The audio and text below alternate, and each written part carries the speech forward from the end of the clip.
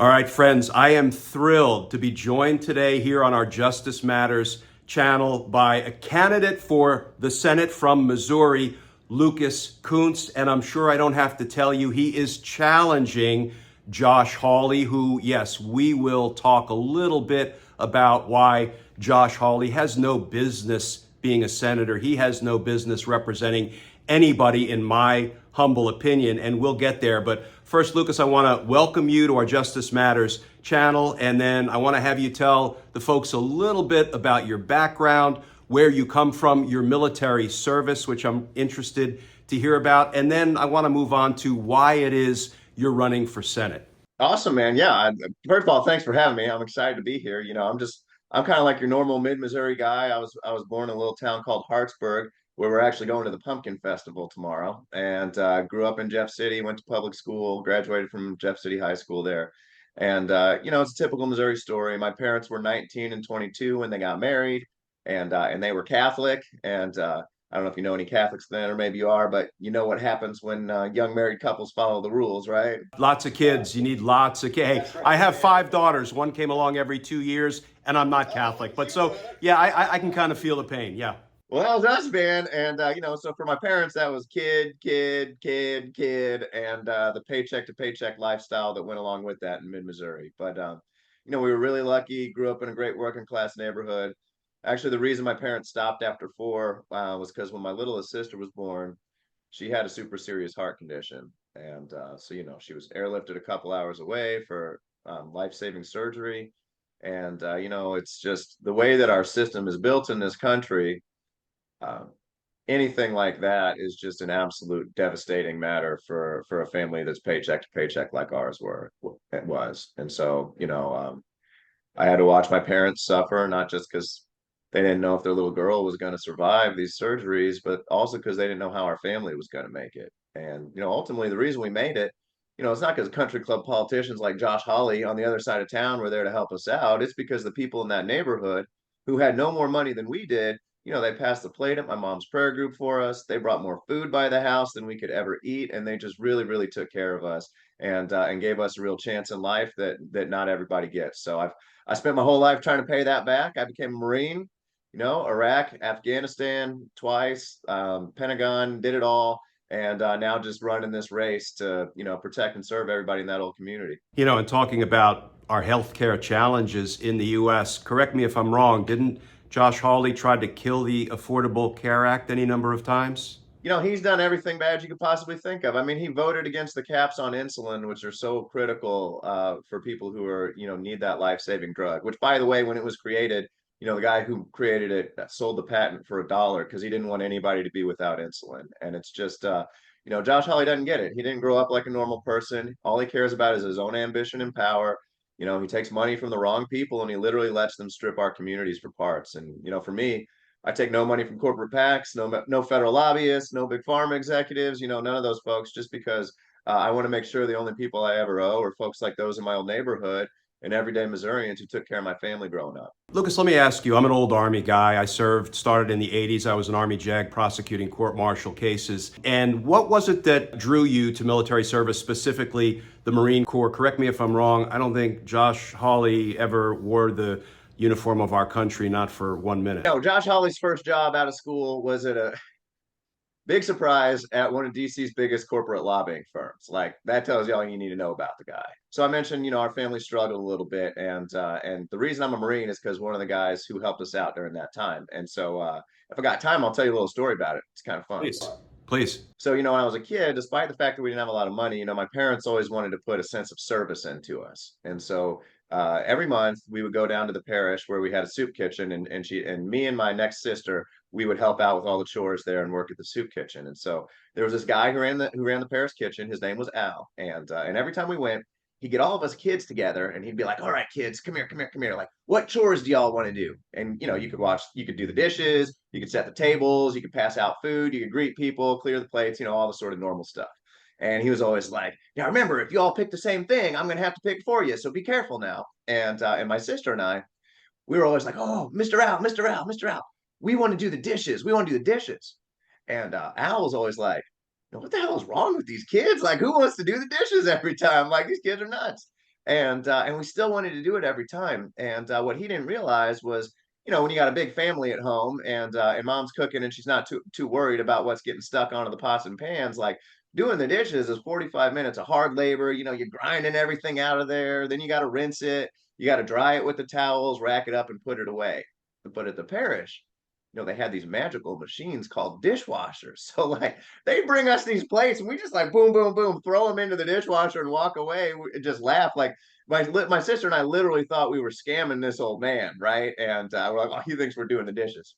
Well, one day Al figured that out and just thought it was hilarious. And eventually those dinners kind of ended. And years later, we get a knock at the door, and all of us kids run up to the door. We open it up, and Al's out there on the porch, and he's like, "Come here, kids, come here. I got something to show you."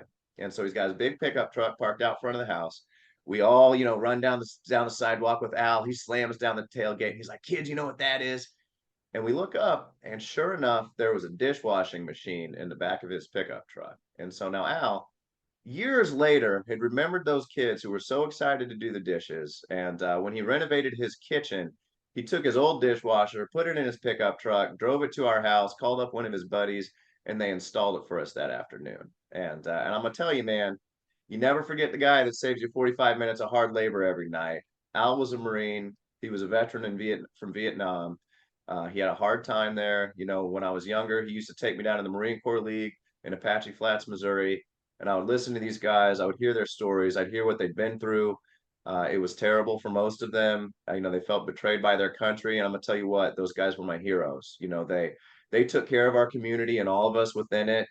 Salty as they were, with like no expectation of anything in return, and it's just I wanted to be like these guys. I thought they were the greatest people on earth. I still do, and so when I finished school, unlike Josh Hawley, and I was looking for a way to protect and serve everyone in my own neighborhood who took care of me, I became a U.S. Marine so I could be like Al and the other guys down at the Marine Corps League. Yeah, there's something about public service. There's something about not confusing kindness with weakness, right? Or empathy with emasculation, which I want to get to the masculinity and the toxic masculinity piece and the what I consider ironically titled book that Josh Hawley wrote called Manhood. I'm not sure if that is an inside joke. That's a wild one, man. And he's obsessed with everybody's manhood, isn't he? And I want to get to that, but let me start by asking you, why is it that you now want to serve in a different way, serve in the United States Senate? What are your priorities? What's driving you to want to serve the people of Missouri? I was in the Marine Corps. I mean, I did it, right? I did 13 years on active duty. I'm still in the reserves.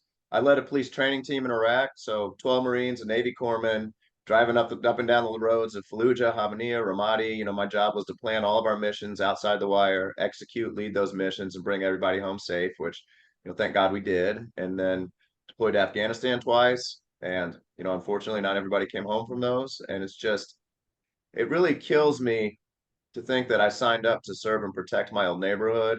And while I was in and out of war zones for 13 years, Josh Hawley and his politician buddies were literally waging war on that community I grew up in. He was our attorney general for like 3 seconds before he ran for the Senate. And his legacy there was first dismantling the division of that office that kept us safe from the corporate predators that funded his campaign.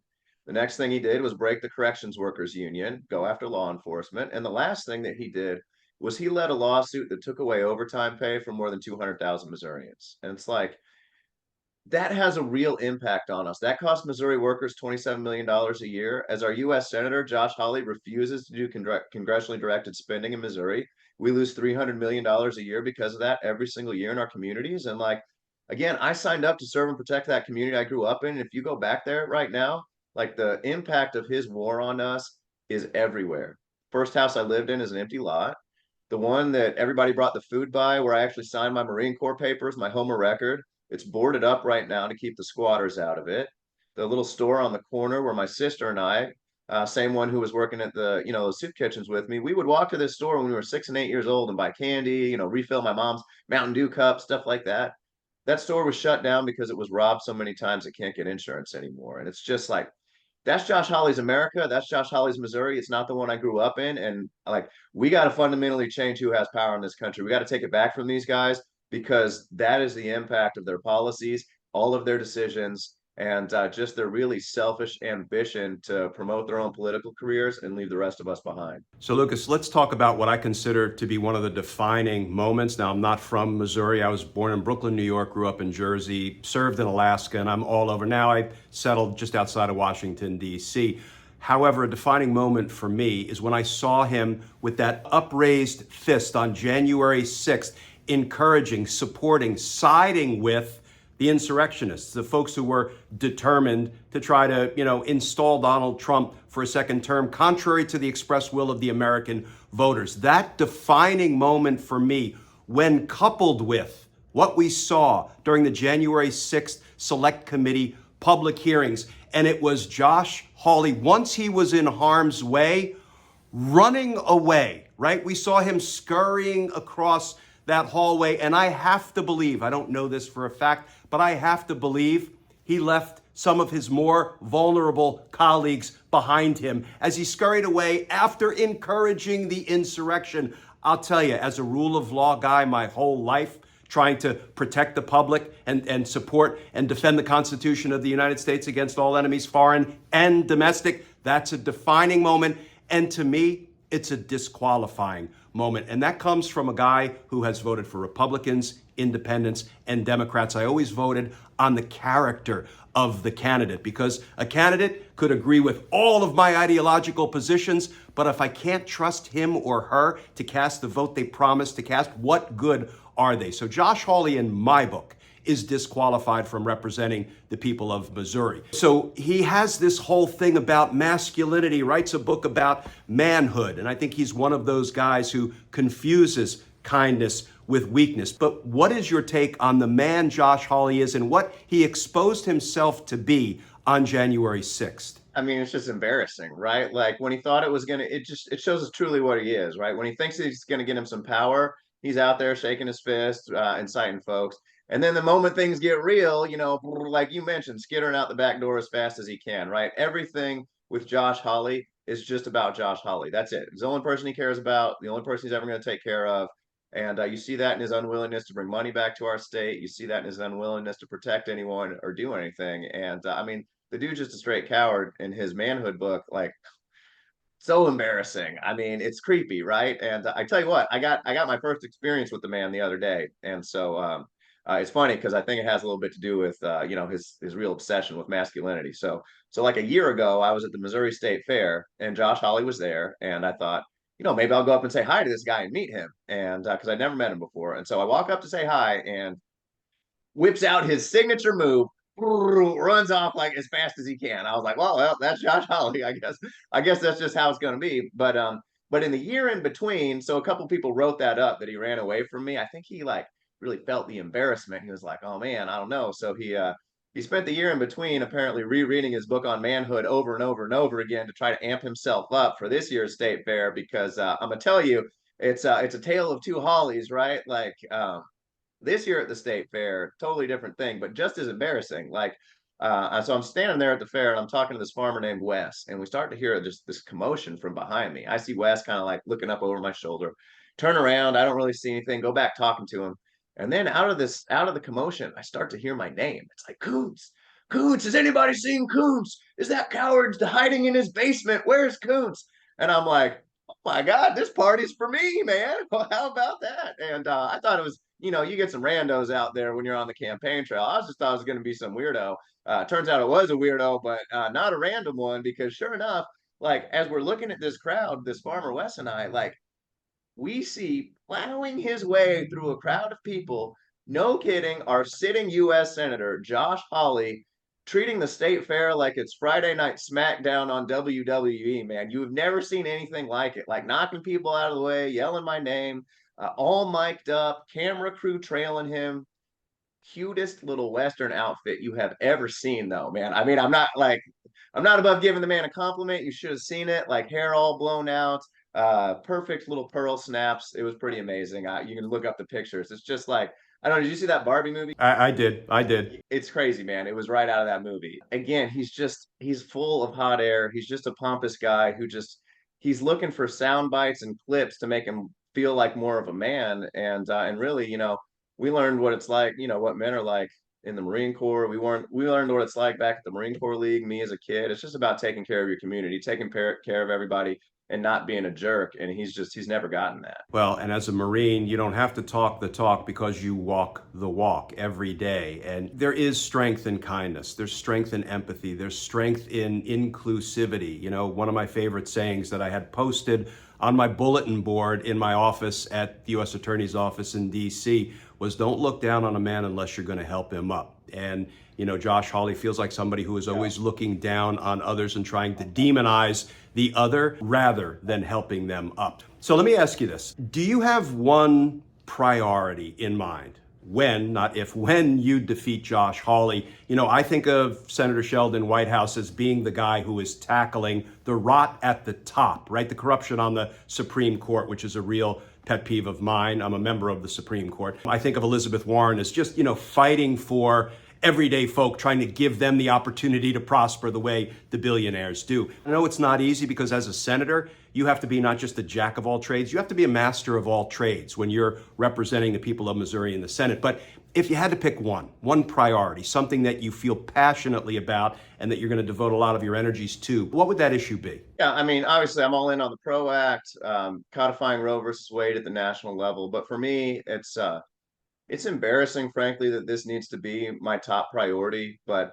I mentioned that Josh Hawley literally brings $0 in directed spending back to our state ever. Never done it, not a penny. And our former Republican Senator Roy Blunt brought $300 million a year back, and it's just you can see the impact of missing that money in every community across our state. And it's just like, again, I can't believe this has to be my top priority, but it's like we need investment in the state again. People, when we have these economic recoveries, it's mostly coastal. And if you don't have a senator who will come in and, protect the people in their home state here in the Midwest, like we're just going to keep getting forgotten and left behind.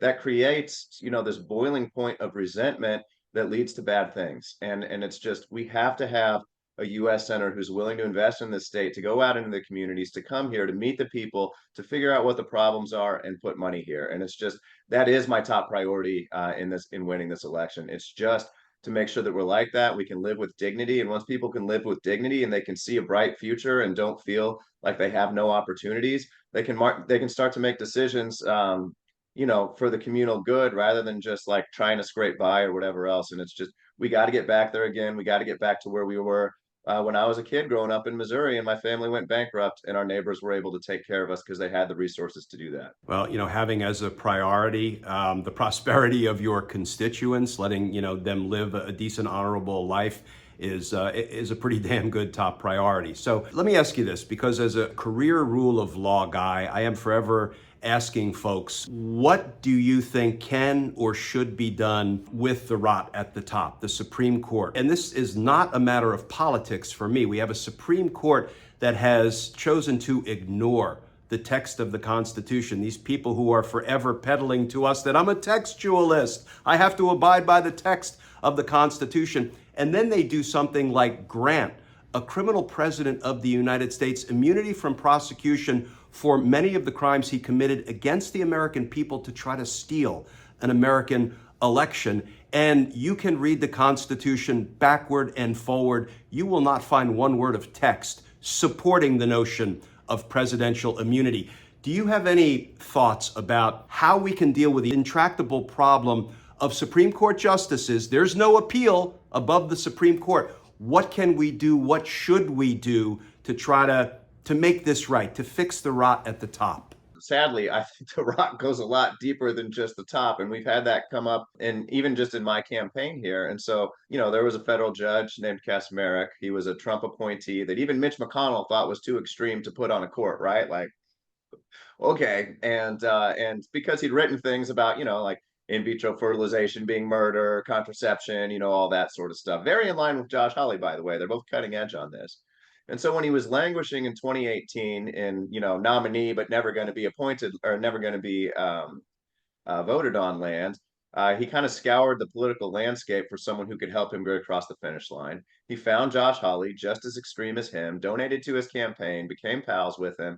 And then when Josh Hawley got into the U.S. Senate, he pushed for this judge to get through, got him through, and put him on a bench in West Texas. Now, if you don't know about Josh Hawley's wife, she is leading the crusade to do things like ban mifepristone nationwide, make it so that there is no abortion, no contraception, period, right? And so when she had this wild idea that she was going to say that the FDA should never have approved mifepristone, 20 plus years ago, she was looking for a judge to hold that case in front of. And of course, where did she create, a plaintiff who didn't even exist? The Supreme Court ultimately found no real plaintiff here, right? She found one, made one up down in West Texas in Kasmerick's courtroom. Kasmerick refused to recuse himself, despite the fact that her husband got him on the bench and that the man had donated to her husband's campaign and that they were pals, right? Like that's mind blowing. And then he made one of the craziest decisions we've seen on the bench in like a generation, right? And it's just, we have to have real ethical guidelines, criminal with criminal penalties for justices all the way up to the top, including the Supreme Court, right? Like if someone on the Supreme Court violates a law, like they can still be held criminally liable, right? And so Congress needs to pass those laws, make things a crime. I think we need term limits on federal judges. I don't think they should be there forever.